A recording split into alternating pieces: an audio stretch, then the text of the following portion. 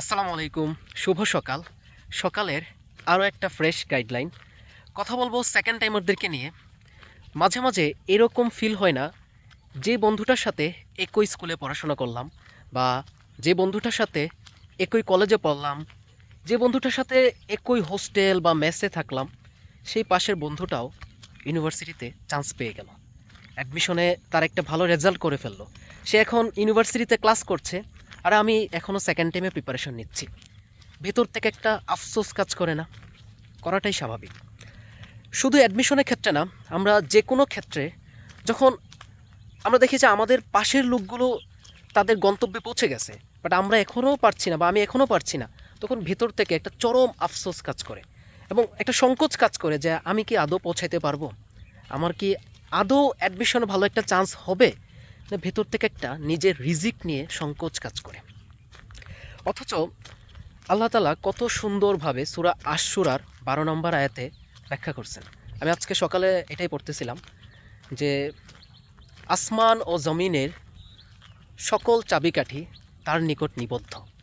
তিনি যার জন্য ইচ্ছা রিজিককে প্রশস্ত করেন, আবার যার জন্য ইচ্ছা রিজিককে পরিমিত করেন, মানে সংকুচিত করেন, কারণ তিনি সকল বিষয়ের সবচেয়ে জ্ঞানী। দেখো কত সুন্দর একটা আয়াত, যে আল্লাহ মানে একদম সরাসরি বলে দিছেন যে উনি যাকে ইচ্ছা তাকে তার রিজিকের জিনিসটা বুঝিয়ে দিবেন, বা যার জন্য ইচ্ছা উনি রিজিকটা বৃদ্ধি করবেন, বা যার জন্য ইচ্ছা উনি রিজিকটা কমিয়ে দিবেন। অর্থাৎ তুমি, আমি, মানুষ বা অন্য কেউ, মানে আমরা কখনোই আমরা কি পাবো না পাবো এগুলোর জন্য আসলে আমরা কখনোই কিছু বলতে পারবো না। বা তুমি এই যে এত চেষ্টা করতেছো, তুমি চাইলেই যে পেয়ে যাবা সেটাও কিন্তু না।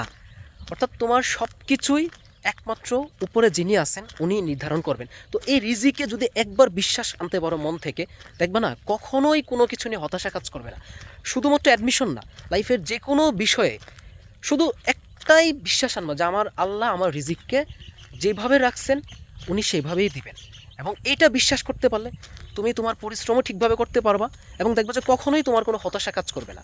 এমনও হইতে পারে আল্লাহ তোমার রিজিকটা সেকেন্ড টাইমে এমনভাবে রাখছেন যে তুমি কোনো একটা বিশ্ববিদ্যালয়ে ফার্স্ট হয়ে গেছো, যেটা তুমি হয়তো বা ফার্স্ট টাইমে তোমার আশাও করতে না যে আমি এত ভালো রেজাল্ট করব। হতেই পারে এবং এটা হয়, ঘটে। এখানে একটা কিন্তু আসতে পারে যে তাহলে আমাদের রিজিক যদি নির্ধারিতই থাকে, তো আমরা কি বসে বসেই পেয়ে যাব? না ভাই, এটাও কিন্তু না। তো এইটার উপরন্তু একটা আরেকটা আয়াত আছে সূরা আন-নাজমে, মানুষ তাই পায় যার জন্য শুধুমাত্র সে চেষ্টা করে।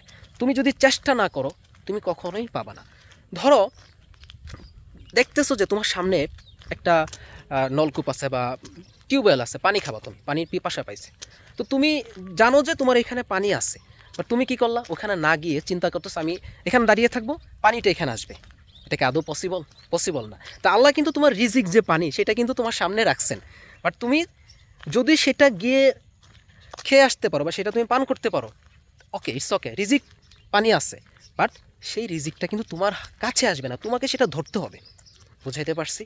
তো কখনোই এগুলো নিয়ে হতাশা বা এগুলো নিয়ে কাজ করবে না, বা হতাশ হবা না। লাইফে মনে রাখবা যে যেটা তোমার সেটা তুমি পাবা যদি তুমি চেষ্টা করো, এবং তোমার কাজই হচ্ছে চেষ্টা করা। পাওয়া না পাওয়ার হিসাব নিকাশ তোমার করার না। তুমি চেষ্টা করবা, দেখবা আল্লাহ ঠিকই তোমাকে হয় এদিকে নয়তো ওদিকে, মানে তোমার পরিশ্রমের সঠিক মূল্যটা উনি দিবেন ইনশাল্লাহ। চেষ্টা করো, বাকিটা আল্লাহ ভরসা।